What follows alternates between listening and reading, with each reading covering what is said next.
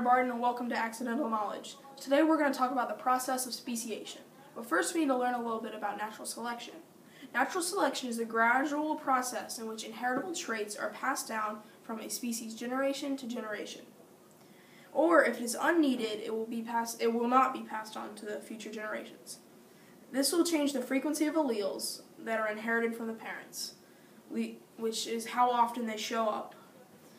And this will only happen if it increases the fitness level of the species, making them less susceptible to being hunted or becoming prey for an animal. So here we can see Darwin's survival of the fittest at its finest. As species evolve, they become separated and they have problems with reproduction. This is called reproductive isolation, which you will learn about in future segments.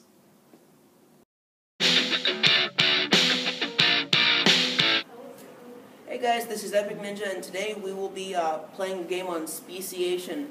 It's a bit of a new topic to me, so we'll see what we can learn. Alright, let's do it.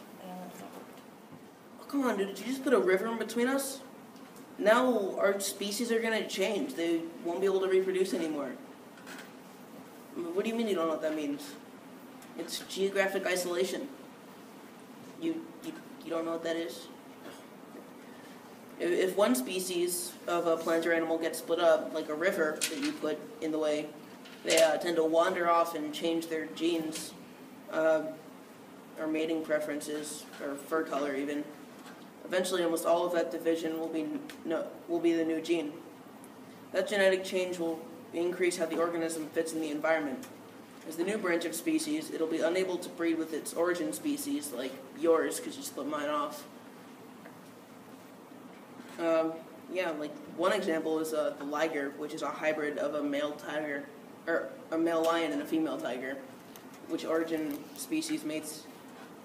If the origin species mates with the new species, the offspring will be infertile and cannot produce offspring. That's how it works, and that's why you just messed up our game. Hey guys, I'm Blake, and today I'm going to talk about the book The Origin of Species by Charles Darwin. And I was able to get an exclusive interview with the author himself. So please welcome Charles Darwin. Thanks for having me. I'm glad you liked my book. Thank you for coming. I personally found the part of your books on process of speciation to be very interesting. It was an interesting topic. So what exactly is speciation? Speciation is the formation of new and distinct species in the course of evolution. And how does speciation occur? If the change increases fitness, that new allele will at some point be found in many individuals. And what happens next? Eventually, the gene pools could become separate, creating a new species. But since they're still in the same population, they can still reproduce together? Technically, yes. However, when the species evolve, populations become reproductively isolated. And there are 3 types of reproductive isolation, Yes. correct? Geographic, behavioral, and temporal. I remember being specifically interested in temporal isolation as I read your book. Could you explain what it is? It's when 2 species can't reproduce together, because they're adapted to reproducing at different times. So an example could be 2 closely related species of birds that could potentially reproduce, but never will because one mates in fall and the other in spring. Interesting. Well, that's all the time we have for today. Thank you so much for coming. There's like a deer right next to us. Oh, look, there's another one. Oh, he likes her. I hope they mate and have baby fawns. Sorry, no. It's great. It's great.